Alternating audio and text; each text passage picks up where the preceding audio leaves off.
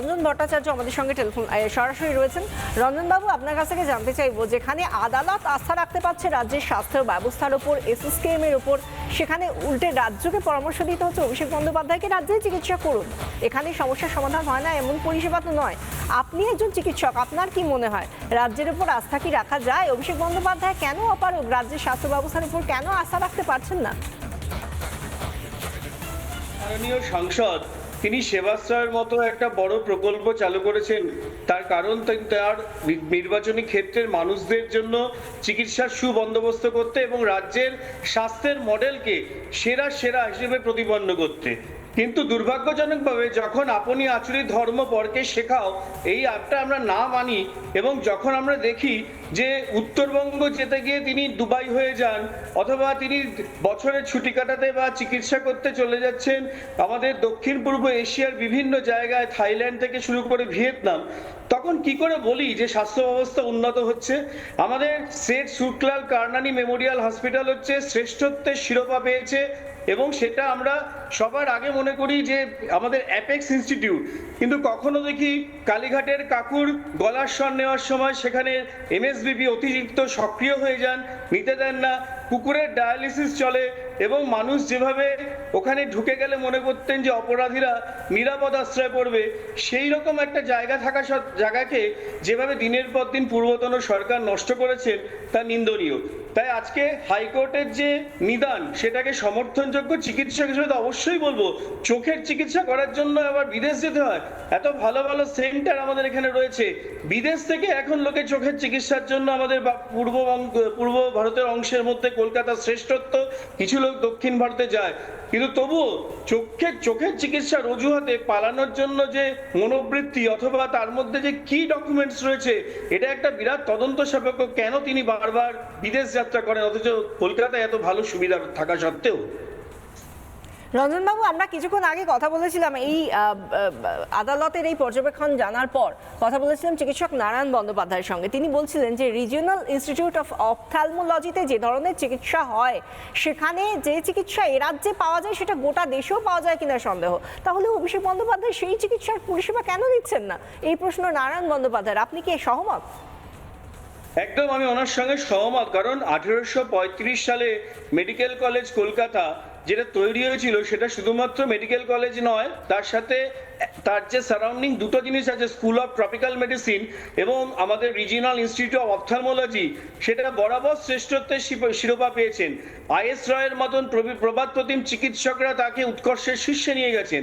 এখনো আমরা মনে করি যে এই জায়গাতে আমরা যে কোনো প্রাইভেট সেটআপের চেয়ে যদি একটু সরকার একটু নজরদারি দেন তাহলে এখনো শ্রেষ্ঠত্বের শিরোপা পাবেন। চোখের আঘাতের ঘটনা সে বহুদিন আগে হয়েছিল, তারপরে তিনি বহুবার বিদেশ যাত্রা করছেন। এই বিদেশ যাত্রার দরকারটা কি? কারণ আমাদের এখানে যে সমস্ত রেটিনা স্পেশালিস্ট আছে, ভিট্রাসের স্পেশালিস্ট আছে, অ্যান্টিরিয়র চেম্বার কর্নিয়াল স্পেশালিস্ট আছে, নার্ভের ড্যামেজ হলে নিউরো মেডিসিনের ডাক্তাররা রয়েছে সেরা সেরা। তাহলে আজকে কিসের উৎকর্ষতা? আমরা এসএসকেএম কে সবার আগে রাখি, কিন্তু এই যে ভাওতাবাজি দিনের পর দিন চলেছে, প্যারালাল মেডিকেল মডেল করে সেবাশ্রয় করা হয়েছে। আমরা মনে করি যে ডায়মন্ড হারবারের সাংসদের অবিলম্বে এখানে চিকিৎসা করলে তিনি তাড়াতাড়ি সুস্থ হবেন এবং আর্থিক সাশ্রয় হবে, কারণ এখন তো মামলার খরচ তার অনেক বাড়বে। রঞ্জনবাবু, আপনি যে সেবাশ্রয়ের কথা বললেন, বিকল্প পরিষেবা বলুন বা সমান্তরাল পরিষেবা বলুন, কখনো আমরা দেখিনি কিন্তু ডায়মন্ড হারবারের সাংসদ অভিষেক বন্দ্যোপাধ্যায় নিজে সেই সেবাশ্রয় গিয়ে নিজের চোখে চিকিৎসা করাচ্ছেন।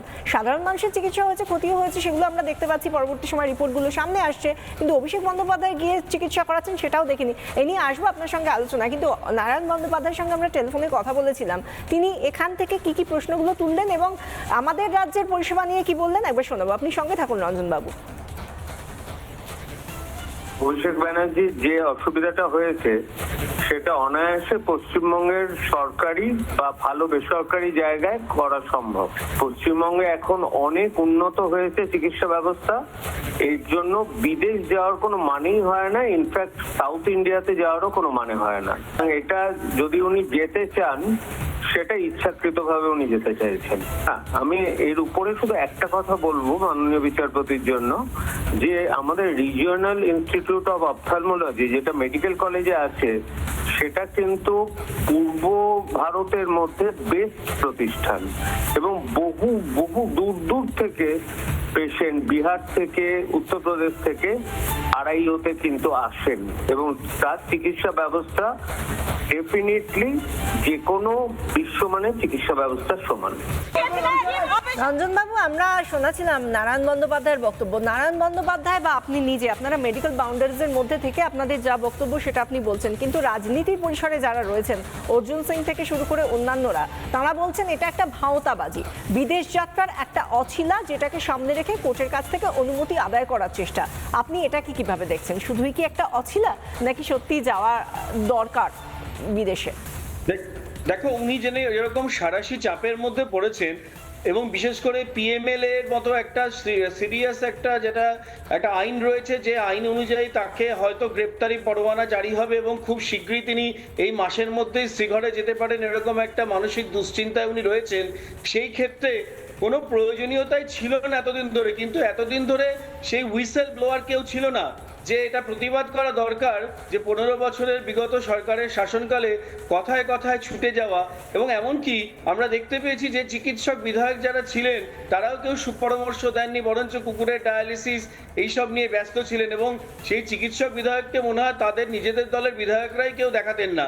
তাই যাই হোক, এই যে অভিষেক বাবুর যে সমস্যা, সেটা অবশ্যই পূর্ব ভারতে এই মুহূর্তে শ্রেষ্ঠ জায়গা আড়াইও রয়েছে সরকারি ক্ষেত্রে, এবং তাতে স্বনামধন্য চিকিৎসকরা রয়েছে, অধ্যাপকরা রয়েছে, সুন্দর একটা টিম রয়েছে, দ্রুততার সঙ্গে সেই কাজ হবে।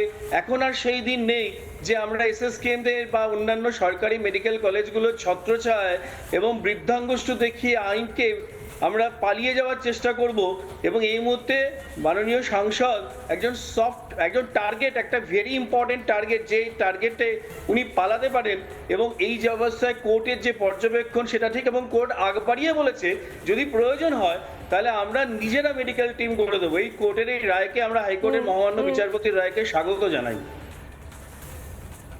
বেশ, অনেক ধন্যবাদ রঞ্জনবাবু। আমরা কথা বলছিলাম, চিকিৎসক রঞ্জন ভট্টাচার্য আমাদের সঙ্গে ছিলেন, এবং যেখানে ইতিমধ্যেই যেটা বলেছে আদালত, যেটা আদালতের যিনি বিচারপতি, হাইকোর্টের বিচারপতি সৌগত ভট্টাচার্যের মন্তব্য, তিনি বলছেন যে এ রাজ্যে চিকিৎসা পরিষেবা হয় না এমন তো নয়, চিকিৎসা পরিষেবা পাওয়া যায়, সুতরাং এ রাজ্যের মধ্যে থেকেই চিকিৎসা করা যায়, সেরকমই পরামর্শ বিচারপতির। শারীরিক সমস্যার সমাধান এ রাজ্যে হয় না এমন নয়, এসএসকেএম এ কথা বলতে পারেন, দরকার হলে মেডিকেল বোর্ড গঠনের নির্দেশ দিতে পারি, মেডিকেল বোর্ডের কাছে গিয়ে রিপোর্ট দেখান, মন্তব্য বিচারপতি সৌগত ভট্টাচার্যের। এবং 10 বছর ধরে যে বাইরে গিয়ে চিকিৎসা, বিদেশে গিয়ে চিকিৎসা অভিষেক বন্দ্যোপাধ্যায়ের চোখের জন্য, যেটা একটা বিশাল ব্যাপার, বাইরে বা দুবাই আমেরিকায় না গেলে চিকিৎসা সম্ভব নয়, এই যে এতদিন ধরে যে অভ্যাস, সেই অভ্যাসে কার্যত জল ঢেলে দিল এবার হাইকোর্ট। নানা ধরনের কন্টেন্ট দেখার জন্য লাইক করুন, শেয়ার করুন আমাদের ফেসবুক পেজ, সাবস্ক্রাইব করুন আমাদের ইউটিউব চ্যানেল। পাশাপাশি অন্যান্য ব্রেকিং নিউজের জন্য অবশ্যই চোখ রাখুন রিপাবলিক বাংলায়।